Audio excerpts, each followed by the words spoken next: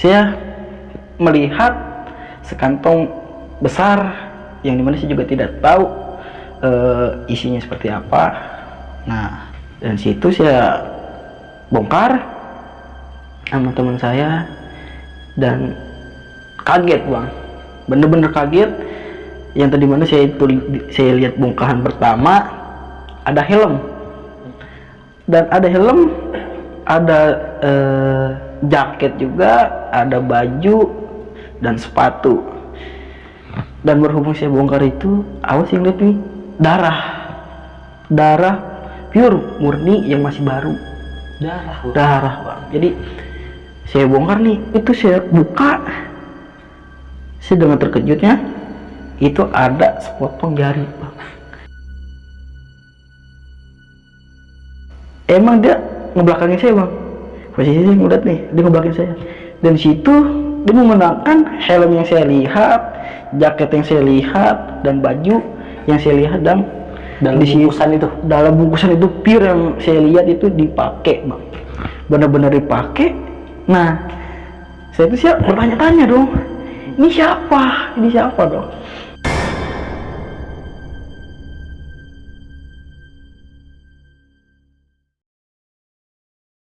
Assalamualaikum warahmatullahi wabarakatuh. Balik lagi di Penatua bareng gue, Refdiko.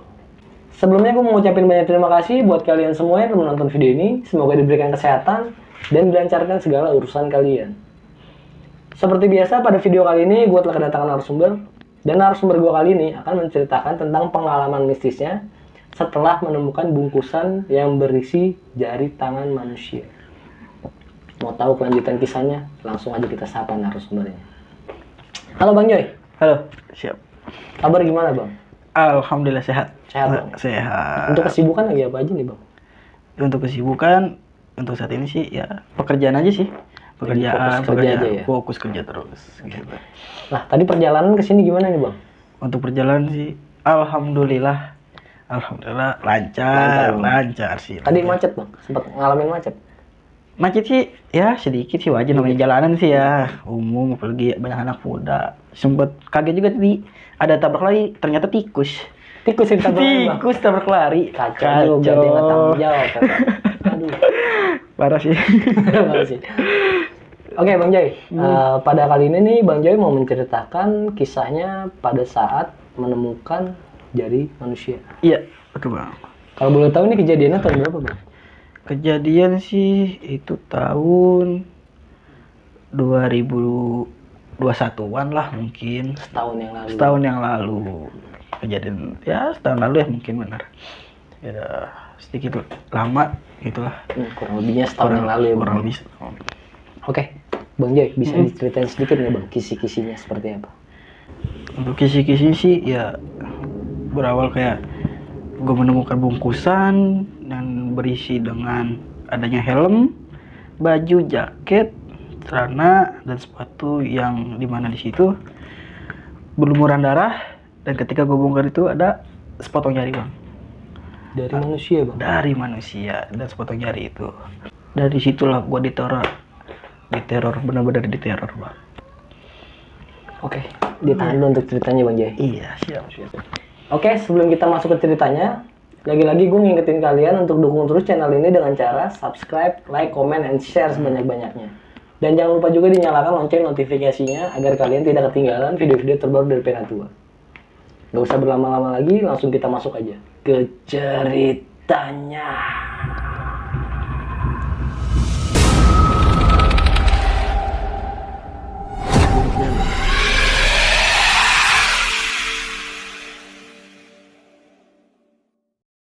Oke Bang Joy, ya, bisa diceritain nggak Bang dari awal gimana kisahnya Bang? Ya, bisa Bang. Jadi kayak saya emang ada rencana sebenarnya. Ada rencana, itu rencana juga mendadak ya. Di jam 2 malam, ya udah mau menjelang pagi sih.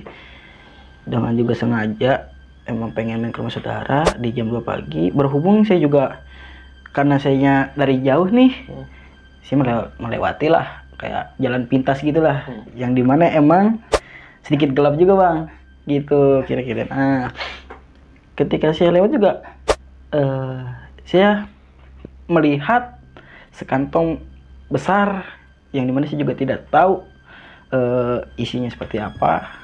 Nah, ketika saya lewat di situ, saya bongkar nih. Saya tanya sama teman saya, "Friend, ini gimana kira-kira?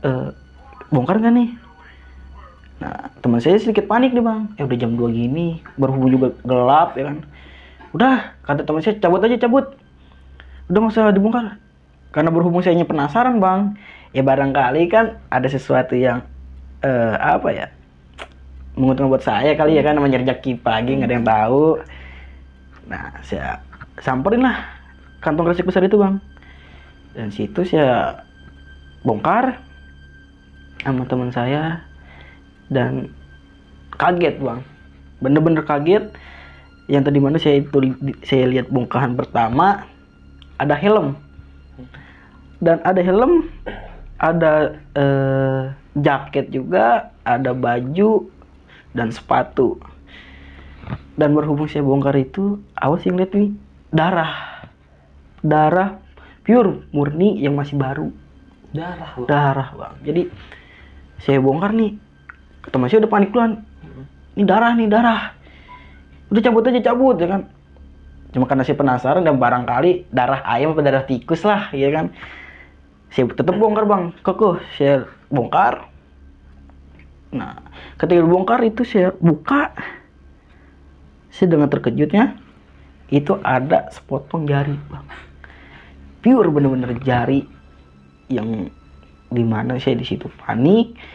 Ya di jam 2 pagi bang, ngeliat jari potong, jari manusia yang entah itu bekas kejahatan atau apa, saya juga nggak paham.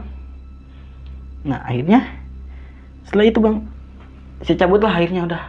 Karena berhubung udah panik nih, udah malam juga di jam 2 pagi, saya cabut lah pulang. Akhirnya ke rumah saudara saya, berhubung juga karena udah mau dekat, udah mau sampai. Udah akhirnya nyampe lah di rumah saudara di situ. Setelah habis di rumah saudara itu saya gimana ya, antara panik, takut, ya udah campur aduk dah bang.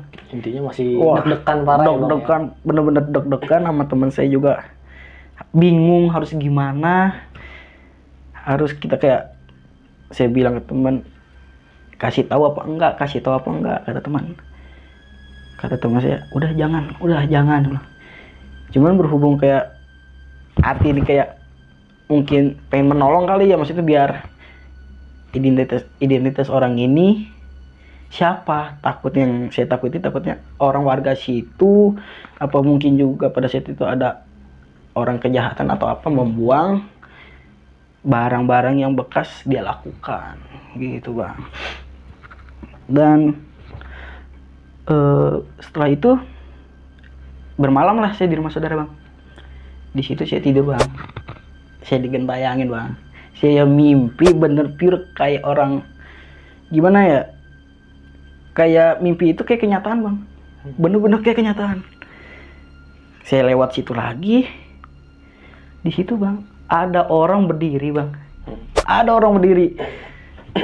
penasaran dong. Dan posisi juga sama di ketika malam itu, malam posisinya Di dekat bungkusan. Nah yang saya temukan itu bang.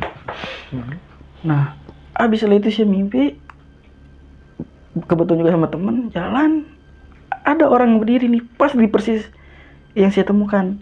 Saya bilang dong, itu ada orang. Nah ini kemarin kita yang nemuin barang kan di sini yang mencari. Iya, terus gimana? Tegur nggak? Udah, coba panggil. Maksudnya lagi ngapain gitu? Teman saya bilang takutnya dari pihak keluarga itu yang menyarikan saudaranya, mungkin gitu kan, karena saya ngelihat jari ya kan, mungkin dari pihak keluarga ada yang menyarikan. Dan ternyata bang, saya samperin dong sama teman saya. Udah samperin lah yuk, udah jangan takut. Bismillah aja bang, bismillah. Dengan bismillah saya samperin bang.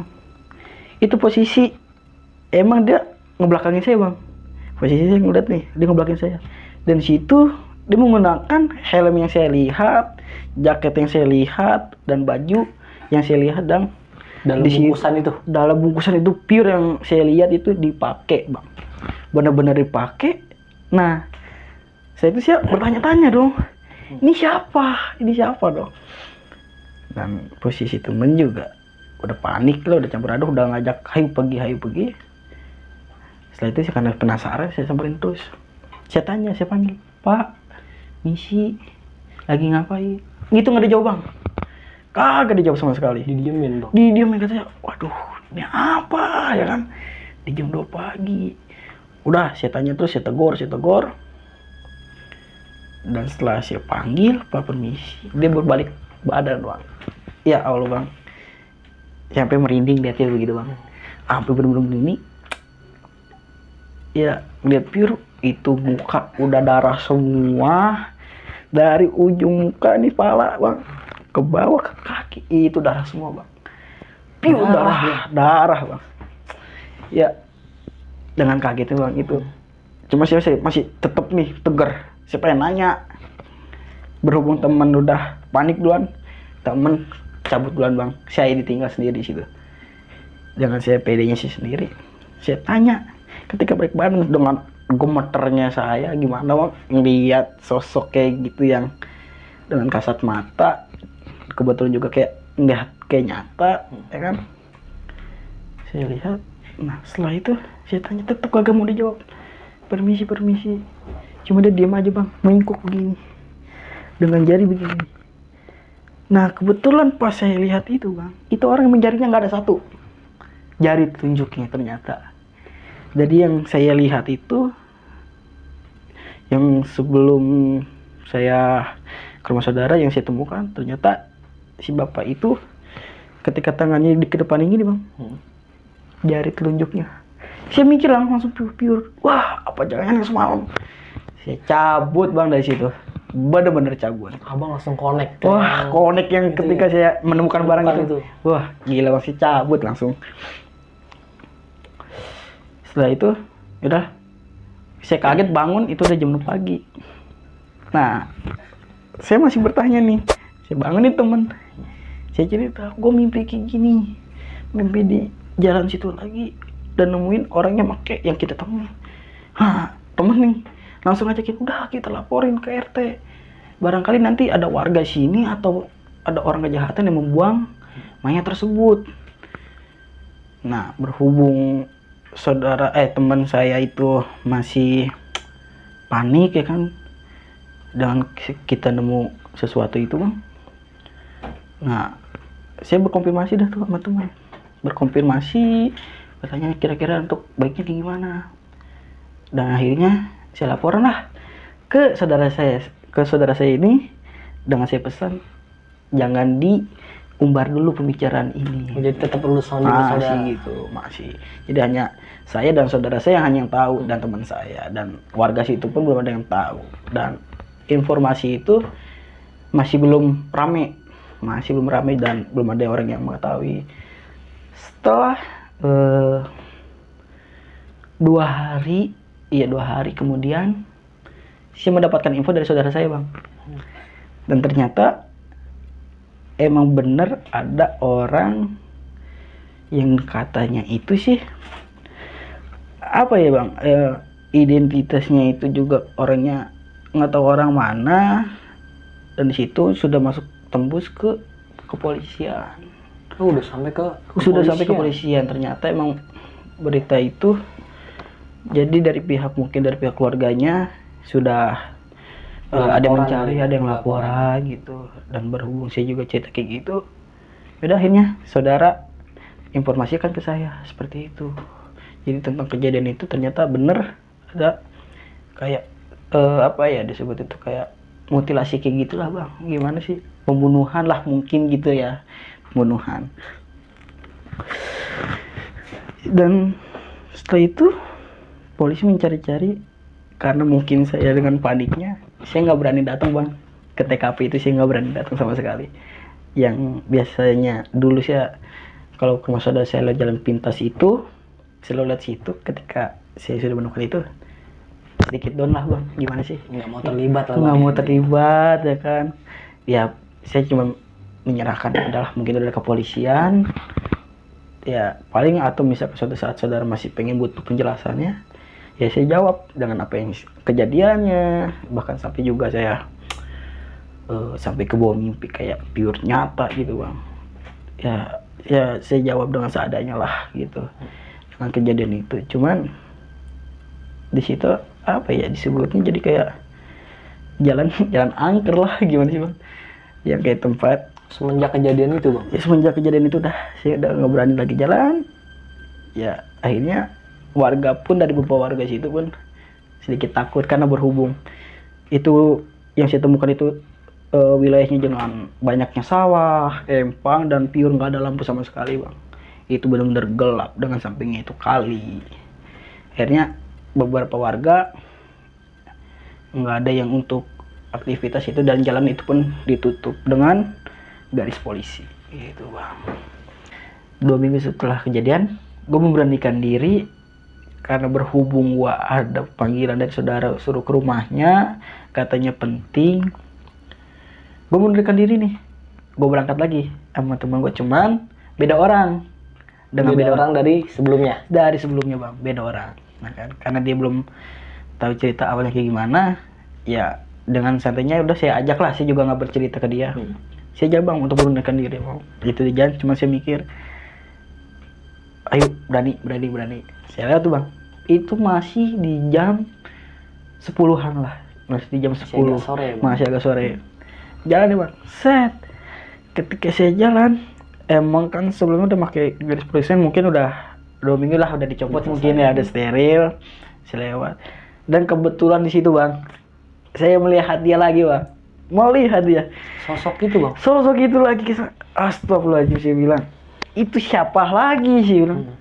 Saya lewat dengan insecure-nya, saya nengok, bener saya nengok, wah benar bang, itu dengan pakaian yang saya temuin yang waktu itu, dengan kostumnya yang sama, dengan posisi saya bawa motor, dan ketika saya nengok itu dia berbalik badan bang. Dari awalnya saya ngeliat pertama dia ngebalakin saya, ketika saya lihat lagi itu balik badan bang. Wah saya langsung saya kabur, langsung buru-buru cabut dari situ.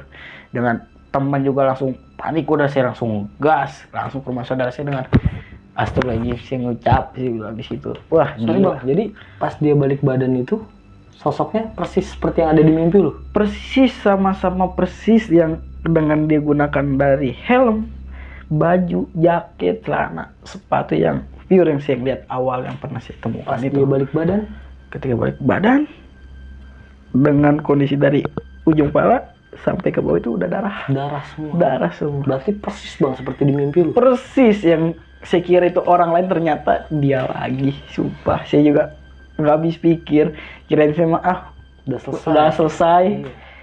Ternyata ya mungkin ya menjadi akan penunggu di situ lah kali gitu. Jadi kayak bener-bener jadi keinget terus. Setelah kejadian itu akhirnya saya nemuin lagi, ya udah saya jadi down lagi bang gitu. Bener-bener down, udah takut. Saya lebih baik jalan jauh aman daripada saya jalan deket tapi nemu dia lagi bang. Ketemu udah nggak berani lagi saya lewat situ bang. Anjir, kacau sih bang. Kacau bang bener ya. Udah kagak berani lewat situ lagi bang sampai sekarang. Akhirnya setelah itu lu nggak memutuskan untuk mau sama sekali mendingan jauh ya bang? Iya, sempet juga saya emang ada teman ngajakin nongkrong sini, nggak mau sih ya, walaupun udah rapih ya kan, saya tetap nggak mau setelah kejadian itu, karena mungkin menjadi pengalaman pertama saya melihat sosok seperti itu bang, yang sebelumnya belum pernah sama sekali. Ngeliat kayak gitu langsung udah saya nggak berani lagi bang lihat itu, yang kayak dunia dikit. Kacau sih sumpah. Itu berarti bisa dibilang pengalaman perdana lu ketemu perdana bang, mungkin sosok-sosok model kayak gitu. Wah, pertama kali gue bang mungkin di situ. Ya setelah kayak gitu tetap ada keberanian, cuman tetap kayak nemu sosok itu udah takut bang, yang kayak mungkin di dunia gaib lah gitu ya, sosok makhluk halus gitu ya, udah ada takut bulan bang, sumpah. Gila sih bang, parah bang. Itu buat pengalaman pertama perdana lah yang mungkin di hidup gue itu kayak ke dunia halus kayak gitu. Gue panik banget sih bang, bener-bener panik dan takut, dan sampai gue tidur nggak tenang ya, kayak mikir kayak lagi santai gue selalu kepikiran, jadi kayak bener-bener kebayang terus lah bang. kebayang, benar-benar kebayang gitu. Ya jadi untuk kesimpulannya gue, ya udahlah, kayak sekarang mungkin ya gue untuk mencoba berani ya, entah kedepannya akan lihat itu, ya mudah-mudahan sih jangan bang. Jangan, Jangan sampai, waktu Bang. lagi bang, sumpah gue ngeri bang, sumpah saya benar-benar ngeri. Buat pengalaman perdana gue sih, gitu aja. Oke. Oke Bang Joy, Iya. gue ada beberapa pertanyaan sih Bang, berkait dengan cerita lu nih. Yang pertama nih, yang gue mau tanyakan,